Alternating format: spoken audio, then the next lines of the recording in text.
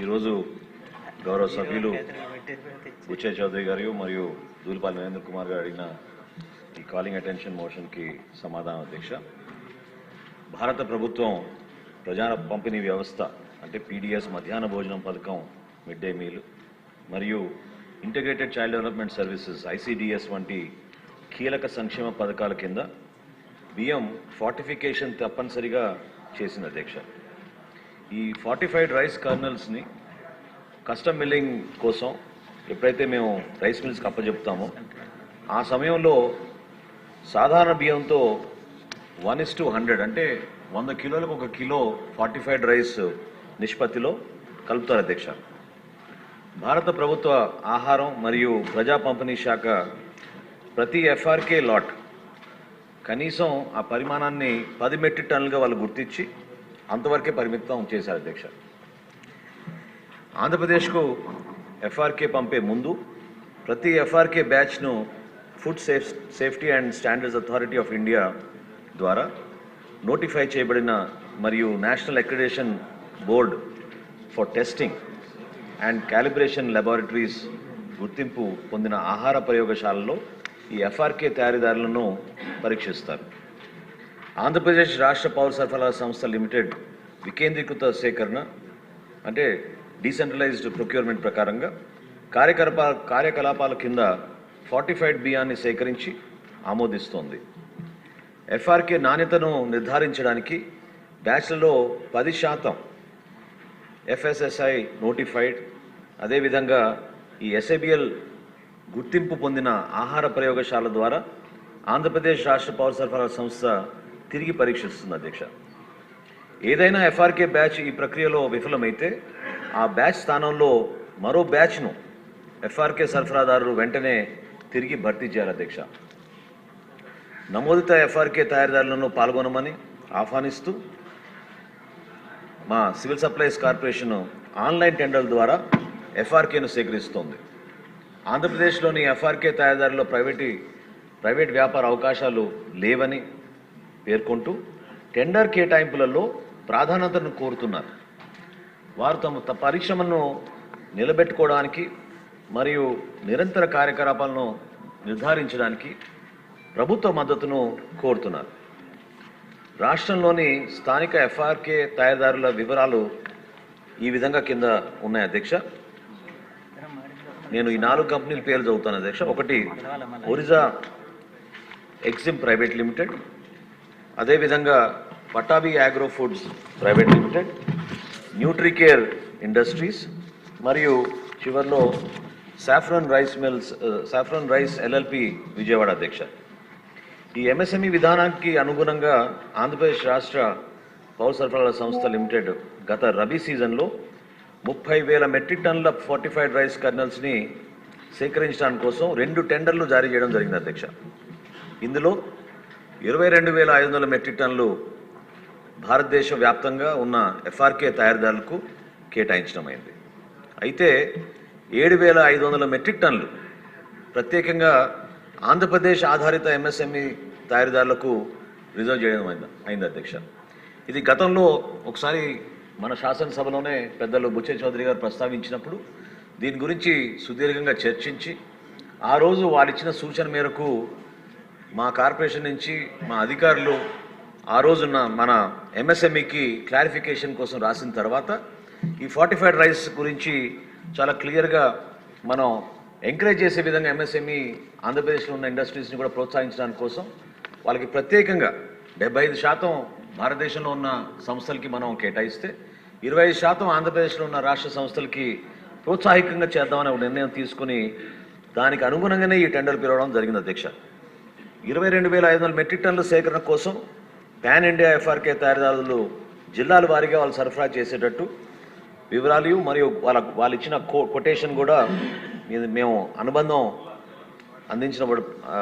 అందించబడ్డాయి అధ్యక్ష.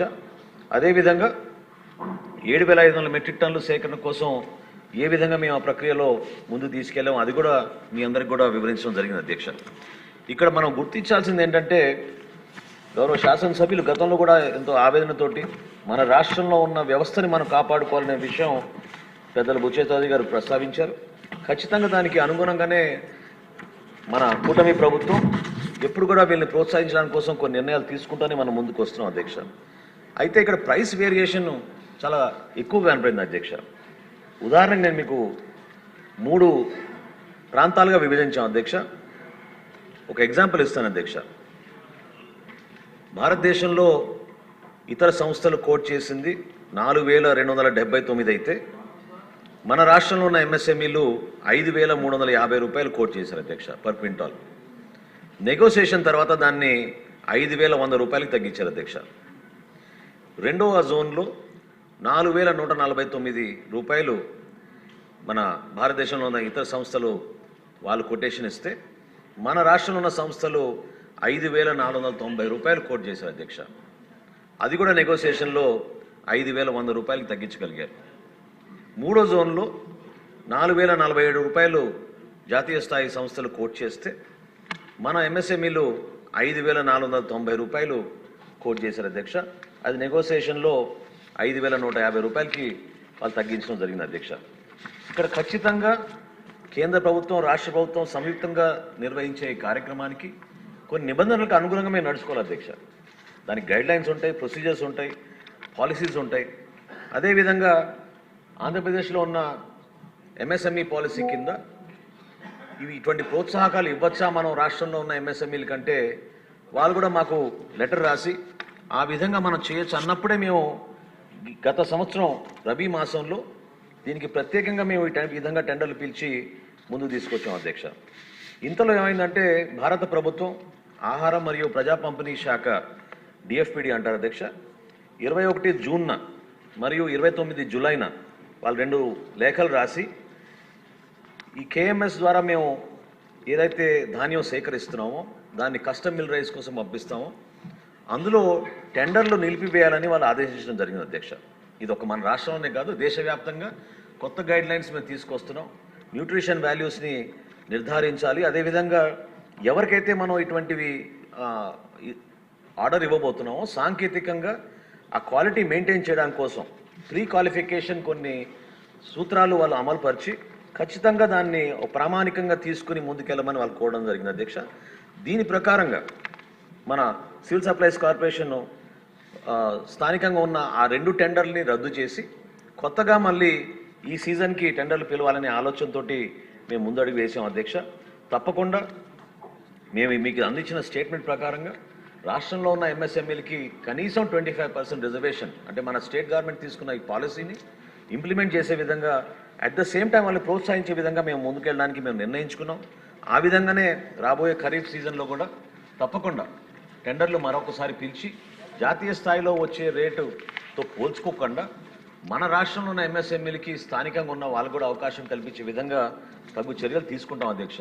అయితే ఇక్కడ దయచేసి సభ్యులందరూ కూడా గమనించాల్సిన విషయం ఏంటంటే ఇందాక నేను సభ దృష్టికి తీసుకొచ్చినట్టు ఈ కొటేషన్ ఏదైతే ఉందో చాలా తేడా ఉంది అధ్యక్ష రేట్లలో.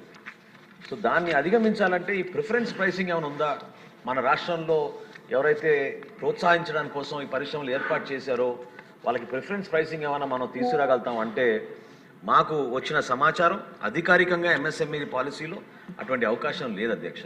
సో ఈ ప్రైస్ డిఫరెన్స్ని ఏ విధంగా అధిగమించాలో మాకు తెలియక వీలైనంత వరకు ప్రోత్సహించడానికి ఈ టెండర్ని 2 విడతలుగా మేము దాన్ని మొదటి విడతలో 75% వరకు జాతీయ స్థాయిలో టెండర్ని ఆహ్వానించి రెండో విడతలో మన రాష్ట్రానికి సంబంధించిన ఎంఎస్ఎంఈని ప్రోత్సహించడానికి కోసం వాళ్ళకే పరిమితం చేసేటట్టు ఒక ప్రయత్నం ఖచ్చితంగా చేసి మనాలందరికీ కూడా భరోసా ఇచ్చి భవిష్యత్తులో మనకి పెట్టుబడులు ఈ విధంగా వచ్చి క్వాలిటీ కూడా మెయింటైన్ చేసేటట్టు తగు చర్యలు తీసుకున్నాను.